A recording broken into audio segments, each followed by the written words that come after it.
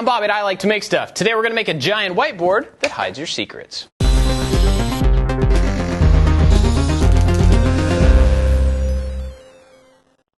We are back here at the office and we're finally going to be doing some projects here in the new building. And one of those things is a big whiteboard. In the other office we had an entire wall of whiteboards made from some really simple, inexpensive material. And we're going to use that as a starting point to make a whiteboard right here. But one of the big problems of having a really big whiteboard in a space where you shoot videos is that the stuff on the whiteboard often ends up in the videos, and we want to keep that stuff secret for the most part. So I've got a plan to make a secret whiteboard. We're going to start by making a regular whiteboard, and then we'll move on and make it even cooler. Now, if you've seen videos before, you've seen me write on a whiteboard here in the shop. This is actually just something called panel board.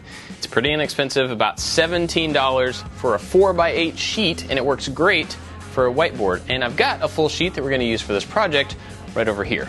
So this is the board I was talking about. It's basically a masonite kind of hardboard on the back with a coating on the front that's non-porous. Now this is not actually a whiteboard. In fact, no whiteboard is a whiteboard. It's any non-porous surface, and the thing that makes it a whiteboard or a dry erase board is the marker. What I learned recently is that these markers actually have a solvent built into them. So when you write them on, there's a solvent that's suspended in the ink. And then when you go to wipe it off, it uses that solvent to remove the ink from the surface. And as long as the surface that you're writing on is non-porous, it stays on the top. So we're going to use this. You could use glass or plastic or pretty much anything else to make a whiteboard. So these are the pieces I'm going to use to make the frame. Now this is the simplest possible type of big whiteboard that you can make. It's really inexpensive. Again, that panel was $17. This is just pine. It's nothing special. I'm going to use these 1x2s, 1x3s for the outside frame, and then I've got a wider one that I'm going to use on the bottom and actually make a tray out of it, put a little groove here so we can set the markers in.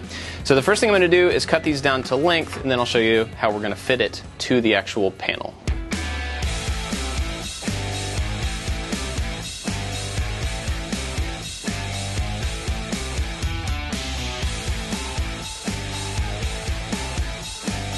Now that I've got those frame pieces cut, I need to make a little slot, a rabbet on the back of them, to actually fit around this material. And what I'm talking about is that these pieces are going to overlap this just a little bit, about 1/2 of an inch. And so I need to make a rabbet on the back corner here to fit over this thickness. So I have to measure the thickness of this material and then set up the table saw so that I can cut that down and knock off that corner.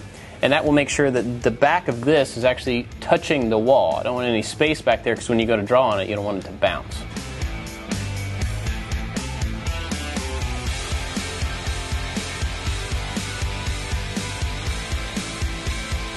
I got the rabbets cut on the back of these pieces, made sure that they fit over top of the material and they touch the ground, so I know that they're on the same plane on the back of them. So now I just need to connect the pieces of trim together.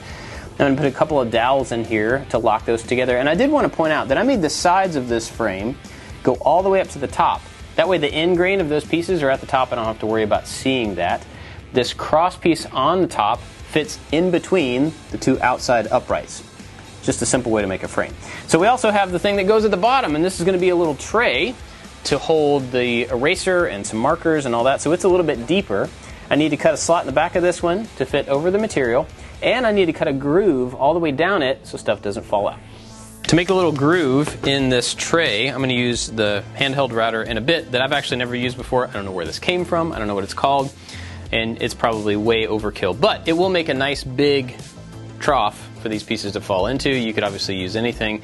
In fact, there's actually a really cool method for making kind of a cove cut on a table saw. Izzy Swan has done that before. Kyle Toth has done that before. And so if you want to check that out, go check out those guys. To make sure that this cut is the same distance from the outside, we're going to use this edge guide. This is a pretty inexpensive attachment that you can put on most routers. It screws in right there, and then you can slide this kind of fence, this wall, to the distance from the center of the bit, and then you run this along the side of your material, and you have a nice straight cut.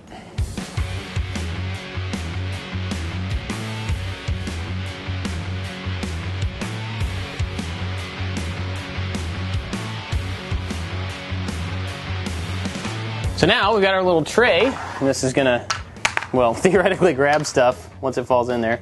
But this is going to go down here. So now we've got to add some dowels.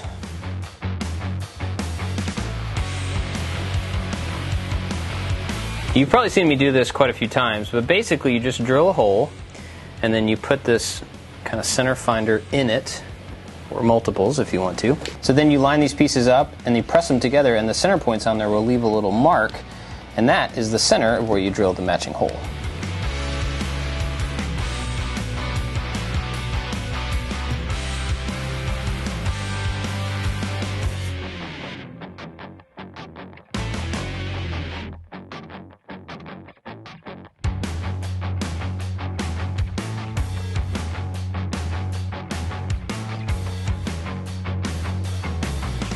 So if you're just looking for a really simple whiteboard and frame, that's pretty much all you have to do. Just add some glue to these joints, put them together, attach the bottom, and you're good to go. But we're actually going to take this another step, and we're going to do an experiment. Now, what I want to do here is actually combine some stuff that we've used on previous projects to make a hidden drawing mechanism on the whiteboard.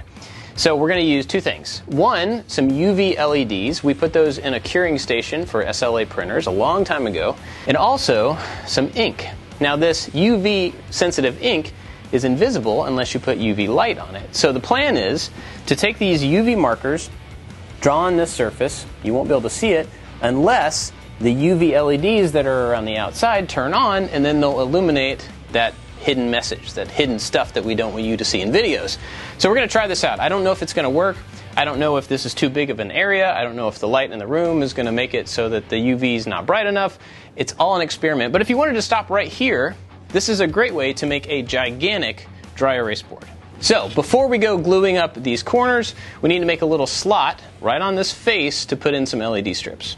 These are the LED strips that I got, and most of them are about the same width, but I'm going to go ahead and measure the width of the strip and its overall thickness, which is not very much at all. Then we're going to use the table saw like we did before and cut a little rabbet on this surface on the inside so that they can sit in there and be a little bit hidden. They're not going to be completely hidden. Now the other advantage of doing this is that in case these are not bright enough on the entire surface, we can actually make this an edge-lit panel. We can take a piece of acrylic, lay it on top of the entire surface, and these LEDs will shine into its outside edge, making everything that's drawn on the acrylic even brighter. Now that's going to be a fallback for this project because a big sheet of acrylic like that is not cheap.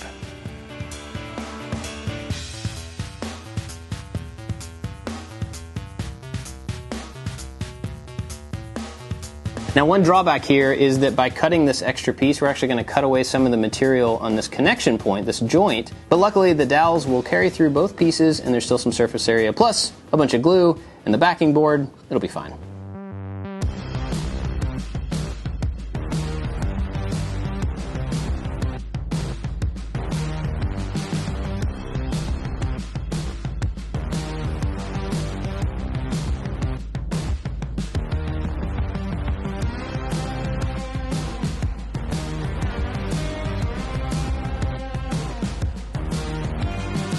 Now here's another one of those things that I didn't quite plan ahead for. It needs to have some sort of a piece down here to support this. So I'm going to add another piece across the bottom here, but I don't have a great way to attach that. Anthony came up with the idea of counterboring underneath here, making a bigger hole than you need so that you can drive a screw in through it. Now the good thing about that is that means we can drive a screw through this piece, and this piece to lock that entire corner together, because so far it's pretty much just glue.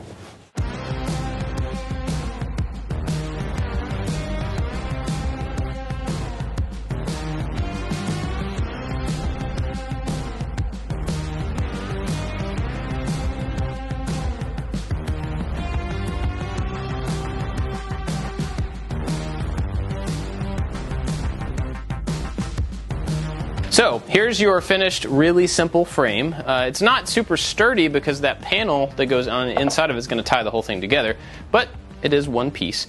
Now that panel is going to be put on the back side of here with some glue and some pin nails. The glue is not going to stick to that slick surface on the front very well unless you use maybe hot glue, E6000, something like that. So I'm going to put some glue around, get it into place, and then drive in some pins from the back. But before we do any of that, we're going to put some paint on this. The paint has dried on our frame, so we're going to lay this thing face down and then put in the whiteboard material on the back side of it. I decided not to use any kind of glue. Instead, I'm going to use staples and go all the way around and just staple it in place. I think that'll work just fine.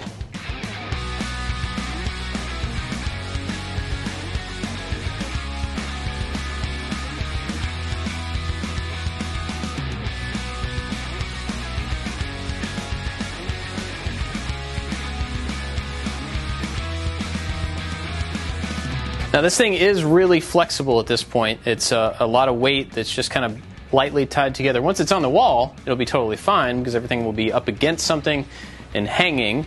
But getting it there, getting it into the right location, I gotta take my time so I don't actually break something.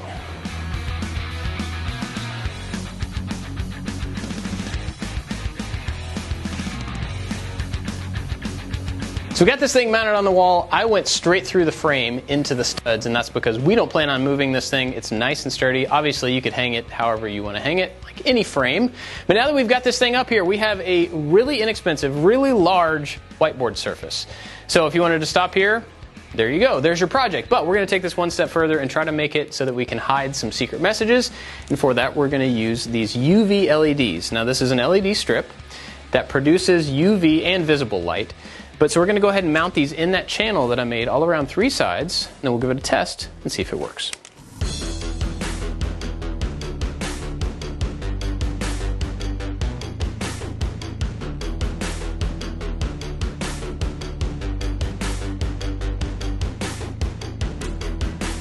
Since the last shot, when you saw me put the LEDs up, quite a few things have happened. And one of those things is that the LEDs fell down. The adhesive on the back of these strips is terrible, and if you want them to actually stick up in a place like that, you're going to have to use hot glue or something else. But I'm not going to worry about that because, honestly, these didn't really work very well. I did some tests with the lights and with different inks, and the big problem with these is that they are just too close to the board. They put out quite a bit of UV light, but they're just at the wrong angle. They need to be further out. So, instead of these, we got a black light, and we're going to mount that up real quick, and then we'll do some tests.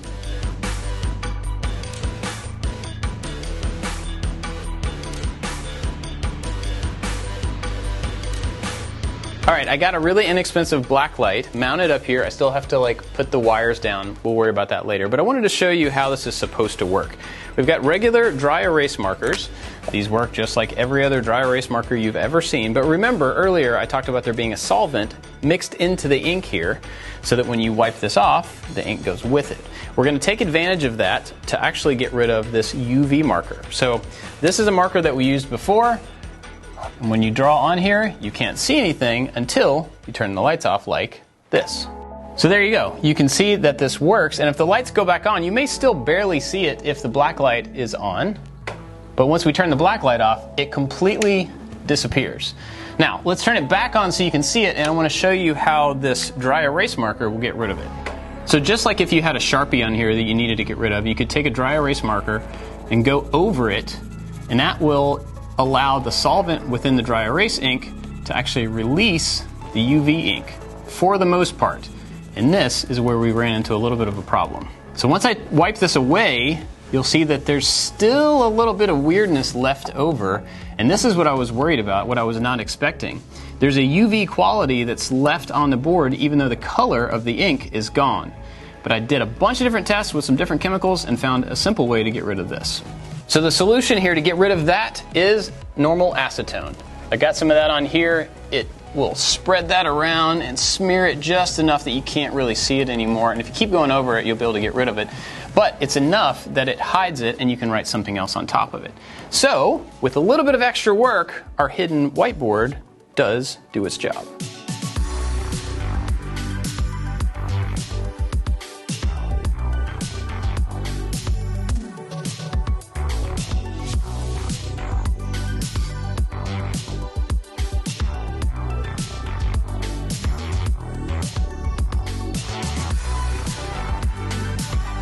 If nothing else, you now know how to make a really big, really inexpensive whiteboard, so I hope that was helpful. But you also got some experimentation here that you can play with and maybe find an even cooler use than what we use it for. If this gave you some ideas, I would love to hear about it down in the comments. And if you're not subscribed, be sure to go ahead and do that as well. That's it for this one. Thanks for watching. We'll see you next time.